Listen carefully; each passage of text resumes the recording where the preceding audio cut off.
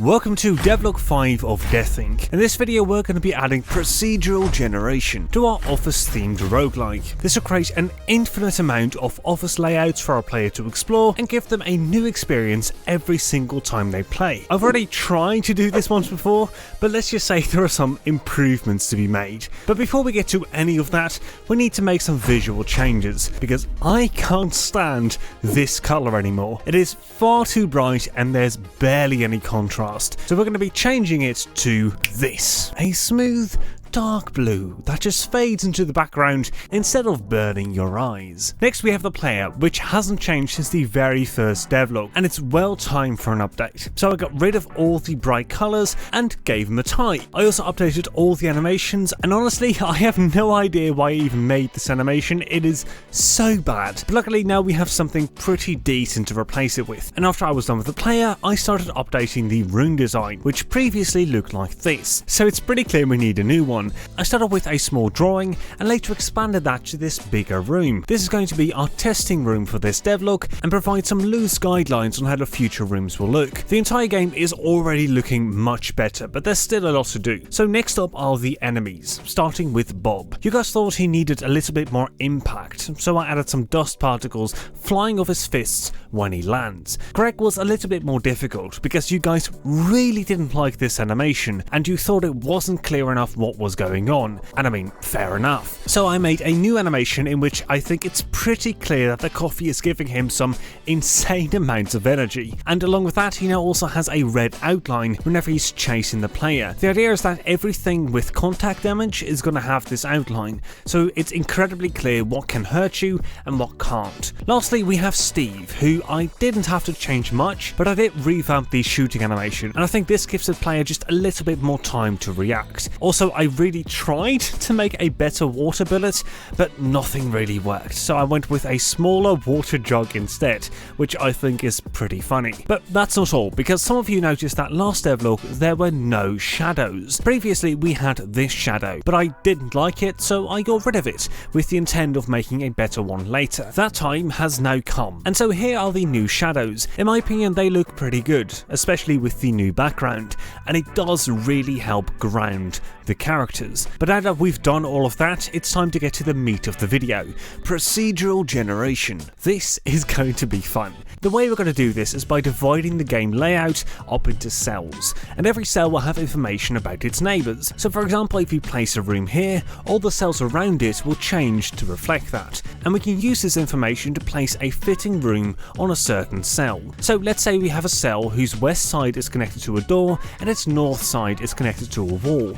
We simply find a room that also has a door in the west and a wall in the north, and we place it in. But the great thing about the system is that it's completely theoretical, because not all rooms are going to be the same size, and so we can't physically place them in the generated layout. But we also don't have to. We can simply take the information of which rooms are connected to which other rooms and use doors as a sort of portal to move between them. That's the idea at least. Now we just need to make it. I started off by trying to put some squares together into random shapes, which doesn't look that impressive, but it lays the foundation of what's to come. And if we replace the squares with a temporary room, you can see that it's actually working. But because all rooms currently have 4 doors, it's not that difficult for the script to get it right. It becomes a bit more tricky when we introduce some different rooms. Luckily, it didn't actually turn out to be a problem. I'd actually made a script that worked. The only issue is that now the layout sizes vary greatly, from just a couple of rooms to more than 50. Obviously we want to have a little bit of control over this.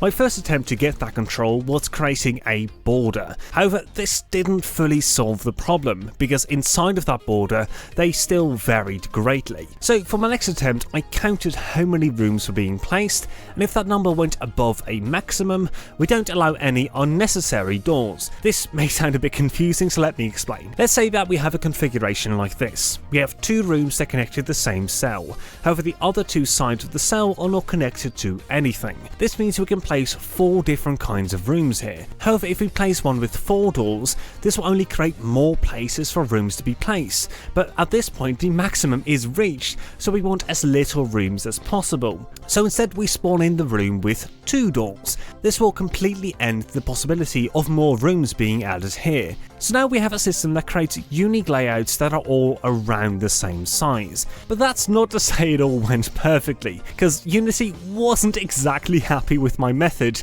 on how to achieve this. That's all working. Okay. That's not good. Please? Oh god, no. It's crashing.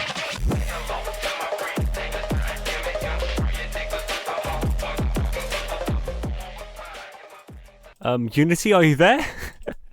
Because you're not responding to me. So it wasn't without its problems, but Unity isn't crashing anymore, at least if I keep the amount of rooms under 100. But now it was time to focus on the actual rooms, so we can finally get rid of these rooms. And we specifically need to work on making the doors work. Normally this wouldn't be too difficult. We simply place a trigger by the door, and the moment the player walks into it, we teleport them. The only problem is that this is happening instantly, and it's not a smooth transition. So instead I made the camera fade out the more you went into the doorway, and eventually when the camera is completely blacked out, we teleport the player to the other door. For a good while this was working perfectly, but then I encountered probably the weirdest bug I've ever had, and here is past Deynum to explain exactly how weird it was. Okay, so I'm completely baffled right now because I've got a problem that shouldn't exist. So you see how I've got two doors here right now? These are connected to each other. So if I right now start the game and I walk into one of these doors, I'm teleported towards the other one. Then if I walk back, I go back to the first door, which is all working perfectly until I introduce an enemy, which causes this to just completely stop functioning. So if I now walk towards a door and go through it, it just completely glitches out, which doesn't make any sense. The enemy script has nothing to do with the door script, like zero. And here's where it gets really weird. Because if I've got an enemy and I go through the other door, it does work. There is nothing going on anymore, but if I then go back through the same door, it doesn't work. So this door does work, but this door doesn't. What? But the thing is, if I remove the enemy, they both work. See, right now I can go through this door and it will all work perfectly. But the moment I get an enemy in the scene and I try to go through this door, it just doesn't want to. I don't get it. I don't get it at all. It is just the weirdest problem I've ever had. So if you're now expecting me to explain exactly what was going on there, you're wrong, because I still don't know. It's been about 2 weeks and it's still a complete mystery to me why the enemy had any effect at all on those doors. I did find what the problem was, which was that the room collider was pushing the player back into the door, causing them to be teleported back and forth, but this should have always been happening, not just when there was an enemy. So I'm still very confused by it, but it is fixed, so we are able to move on, which means we can finally add the rooms to our layout, the thing we've been trying to do for the past 5 minutes. So I created a room that we can use as a dead end and a reception room that we can use as a first room, and I think they both turned out pretty good. Then I imported those rooms into the system and everything was working. So now whenever the player goes through a door, we enter a different room, and what's actually happening is that we only have a single room active at a time, which is always at 0, and when we go through a door, we simply swap out that room with a different one. This means we can have any rooms of any size all connected to each other, and more importantly, every room will have the exact same location, meaning we don't need to worry about localized pathfinding